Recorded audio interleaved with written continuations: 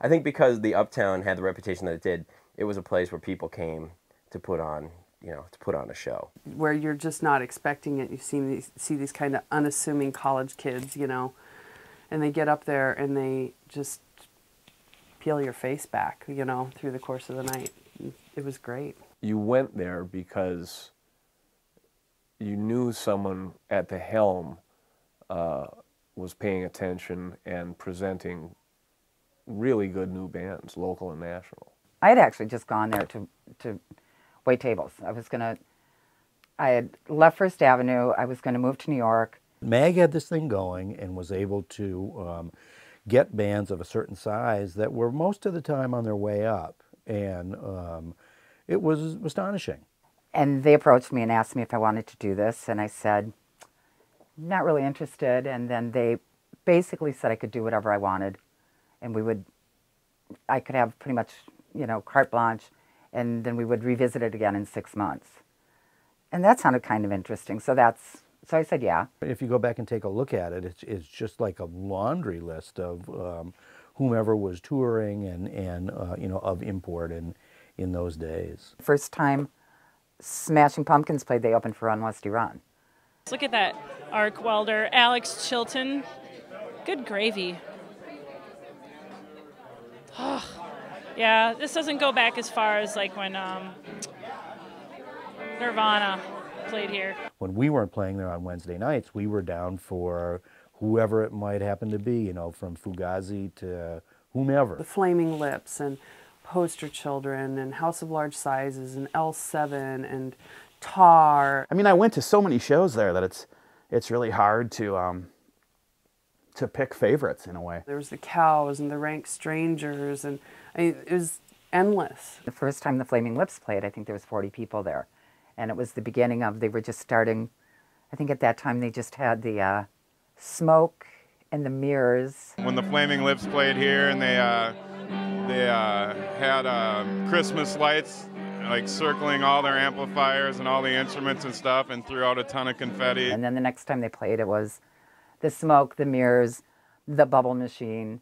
I live with one of the cleaning guys that cleaned here for 16 years, and he still complains about all the confetti on the floor from the Flaming Lips show. And the third or fourth time it was the Smoke, the Mirrors, the Bubble Machine, the Laser Machine, and you couldn't even see the band. And by the second time they played, it was sold out, and the third time they played, there was people lined up down the street, and then throughout the whole set were like outside, trying to look in through the windows, trying to see anything they could. If any bands that ever played at the Uptown would remember Kim Brahm, and she was the woman who ran the sound. She came up to me and she goes, "Look what Kenny let me get." And this brand new Shure microphone still in the package, and she was in the box so excited, and she opens it up and she gets it all set up. And it was Jesus Lizard was playing that night. Jesus Lizard, Arc Welder, and John Spencer Blues Explosion. 2 nights. And he spent the entire show taking the microphone, sticking it in his mouth, and then sticking it down his pants, and then sticking it in his mouth and sticking it down his pants. And I turn around and I look at Kim sitting at the soundboard, and she's just sitting there with her head in her hands, shaking her head and just going. And I thought, oh, that poor woman. At the end of the night, she walks up and the microphone's just laying on the stage, and she stood over it for the longest time, and she finally bent down and picked it up with 2 fingers and walked it over to the side of the stage and just dropped it on the floor. And it was just something that I'll remember for the rest of my life, of how excited she was and then how horrified she was while he just down the pants and in the mouth and down the pants and in the mouth. It was hysterical. For me, I worked both shows. It was super awesome. Got to see great music. One night, I remember a bunch of us came to the Uptown. There was an unannounced replacements show, and we came to the Uptown from the Metrodome because we'd just seen the Twins play. It was like in July or something. The club was really hot, and that back door that was on the stage, Paul Westerberg kind of kicked it open for us because it was so hot, and it was well sold out, and we all kind of went and just like kind of ran over the stage into the crowd. Guided by Voices. I had never heard them before, and they came and played, and the place was packed, and it was like the best show I had ever seen. Like, it was all super cool original music and just totally inspired me. Love 666 was this band that had been traveling around, and I think they had just kind of created this legendary underground status of just being really troubled people. And, you know, when I was that age, I used to really kind of romanticize the stories that were the band's identity as much as their music. And I remember going to see them there and just I don't know why that show really sticks out to me. The Olympic hopeful shows would be like, you know, 500 thick, and it was all like 27-year-old girls who actually had money. Our overhead wasn't like First Avenue's. We didn't need to make what they needed to make to keep their doors open. And we served a lot of liquor. Out of control fan base at the time.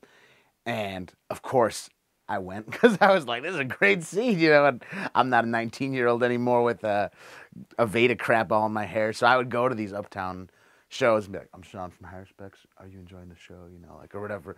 But those shows sounded so good. And when that room was full, it was like loud, but you could just walk right into that bar room and it was done. So you could like be having fun and like dancing and enjoying Olympic hopefuls, and you could be like, now it's just time to talk to my friend and drink Jameson, and you could just walk over and it'd be like way quieter. Gosh, I saw some great shows by the Cows at the Uptown, actually.